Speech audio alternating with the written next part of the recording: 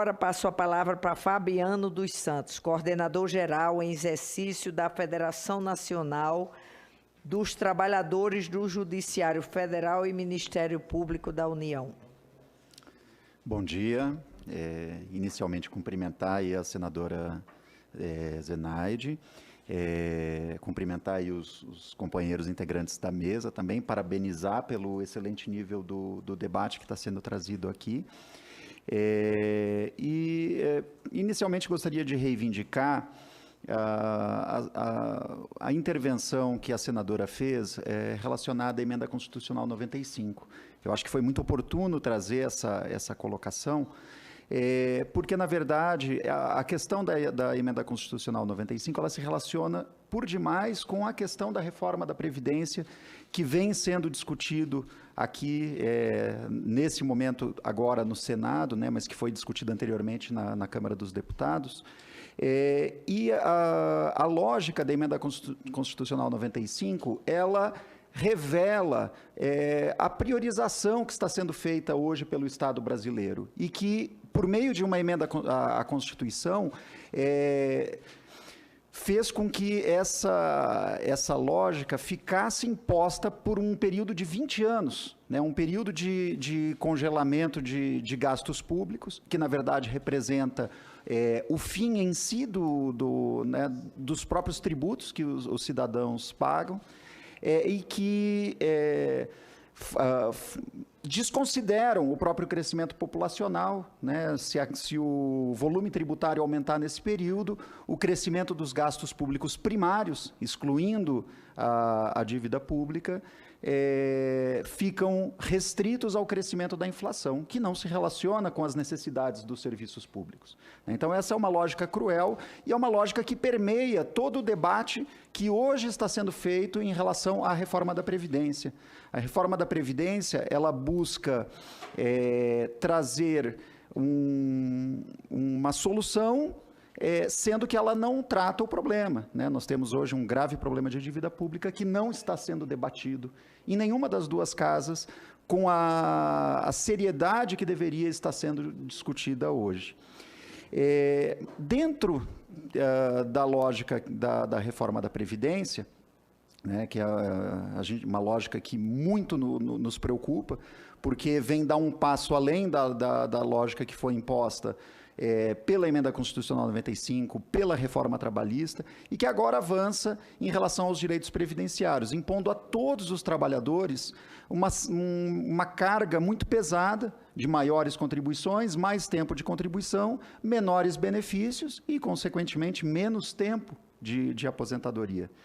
E nesse debate a gente tem questões importantíssimas, como a questão da aposentadoria especial, né, que muito bem debatida aqui pelas companheiras que me antecederam, né? E eu acho que é muito importante, resgatando o que foi colocado anteriormente aqui por quem me antecedeu, que a aposentadoria especial, ela de forma alguma, ela é um privilégio. Ela tem um caráter muito mais compensatório. E é importante destacar isso, porque hoje o debate ele trata muito a questão dos supostos privilégios, né? Então, tudo é privilégio e tudo, dentro dessa lógica, vem sendo combatido, né? Então, a aposentadoria especial, ela procura levar em consideração características peculiares da atividade, realmente diferenças, que podem, inclusive, se relacionar a riscos também que estão relacionados à atividade exercida pelo trabalhador. Podem também levar em consideração a incapacidade do trabalhador desempenhar aquela função por um período exageradamente prolongado, né? Eu acho que esse debate está muito colocado justamente na questão dos professores, né? Como a Selene muito bem colocou, né, na fala que me antecedeu.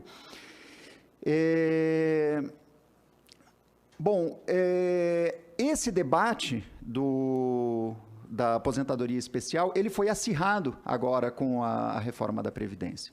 Né? De uma forma talvez estratégica, o governo ele incluiu alguns elementos relativos à aposentadoria especial no texto da proposta da emenda constitucional. E isso acirrou esse debate. Agora, é importante que a gente não perca de vista que, do ponto de vista dos trabalhadores, essa reforma ela representa um brutal ataque a toda a classe trabalhadora. É um brutal ataque. E acaba sendo, nos coloca numa posição complicada a gente ter que discutir um tema tão delicado quanto a aposentadoria especial dentro do bojo de um ataque tão grande, né? Colocando, inclusive, algumas categorias, tentando resguardar o seu legítimo direito a uma aposentadoria especial dentro de um momento em que todos os trabalhadores são atacados. Então, essa é uma lógica muito cruel e que eu acho que é muito importante nós termos uma clara consciência aqui. Esse debate, ele avançou na Câmara dos Deputados, está agora aqui colocado no Senado, reivindico, inclusive, as intervenções aí que me antecederam. Eu acho que o Senado ele não pode cumprir um papel de meramente carimbar o que foi discutido lá na Câmara. Eu acho que existe uma lógica muito perniciosa aos trabalhadores, e eu acho que os senadores, como representantes dos estados, não devem estar muito atentos aos possíveis prejuízos de longo prazo que podem decorrer dessa proposta de reforma da Previdência. Mas então, eu acho que a gente precisa ter a clareza de que esse debate da aposentadoria especial, ele não pode e nem deve ficar restrito a esse momento de discussão da reforma da Previdência. É uma discussão a qual a gente deve avançar, porque a gente tem, de fato, diversas profissões, diversas carreiras, para as quais esse debate da aposentadoria especial, ele é muito caro, né? No âmbito do Judiciário Federal, do qual a FENAJUF ela é uma entidade representativa, né, em segundo grau, como uma federação nacional, a gente tem a gente tem uma carreira única e diversos cargos, né? Alguns desses cargos têm algumas peculiaridades, onde se caracteriza, inclusive, o debate relacionado à aposentadoria especial. A gente tem particularidades em relação aos oficiais de justiça, né? Os oficiais de justiça eles trabalham né, no cumprimento de mandados, diretamente com a população, né, muitas vezes em situação de elevado risco, e a gente também tem os agentes de segurança, né, na medida em que os oficiais de justiça tratam as questões da justiça, lidam, né, com as partes processuais de uma forma externa, os agentes de segurança têm esse contato mais interno nas instalações dos tribunais. Além, claro, de fazer toda a parte de segurança relacionada, né, aos magistrados, né, desembargadores, juízes, etc. Então, existem particularidades em relação a essa questão desses cargos, desses segmentos dentro da carreira dos servidores do Judiciário Federal. Eu, além de ser diretor da federação, eu também sou diretor do Sindicato dos Trabalhadores do Judiciário Federal no Estado de São Paulo, o Sintrajude. E no Sintrajude eu tenho a oportunidade de participar de muitas discussões do núcleo de oficiais de justiça que a gente tem constituído lá. E a gente acompanha os debates relacionados às condições de trabalho que esses trabalhadores têm.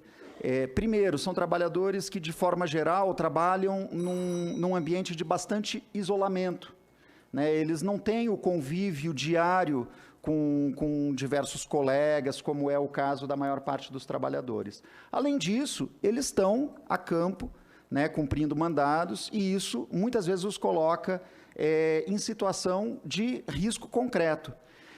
Eu vou mencionar aqui alguns casos recentes, né, que ocorreram que eu acho que exemplificam essa situação de risco. Agora, recentemente, durante o cumprimento de um mandado de imissão na posse, em Dracena, no interior de São Paulo, fato ocorrido em 6 de agosto, o executado ameaçou o novo proprietário. Se tratava de um imóvel que estaria sendo tomada a posse pelo novo proprietário. Esse imóvel fazia parte da execução. E esse proprietário, ele reagiu, o antigo proprietário, né, o executado no caso, ele reagiu, acabou atingindo um policial militar, foi acertado na perna e veio a óbito em decorrência da hemorragia. Toda essa situação é presenciada e participada pelo oficial de justiça que lá estava presente para cumprir o mandado. E que, assim como foi um PM atingido, um policial militar, poderia ter sido ele, né? Então, essa é uma situação concreta que a gente verifica e acompanha os oficiais de justiça. Em Santo Antônio de Pinhal, em 24 de julho, um oficial de justiça levou um tapa na cara durante o cumprimento de diligência de intimação na zona rural do município. Então, esse também, claro, às vezes você tem uma situação de um risco de vida, mas também, às vezes, você tem uma situação de uma efetiva agressão moral, né, que, inclusive, muitas vezes ganha a característica física, né, como é a questão de um tapa na cara, que mais do que a questão da agressão física em si, carrega também um elemento de agressão muito grande. Também na capital paulista, em 22 de julho, uma oficiala de justiça ela foi agredida física e verbalmente durante outra emissão na posse, né? E, inclusive, nesse caso, ela teve o cabelo puxado, ela foi subjugada pelos executados. Então, situações bastante complicadas. Então, são inúmeros os relatos dessa tensão constante num ambiente de trabalho com características de isolamento, né, que eu falei, que acabam levando ao adoecimento.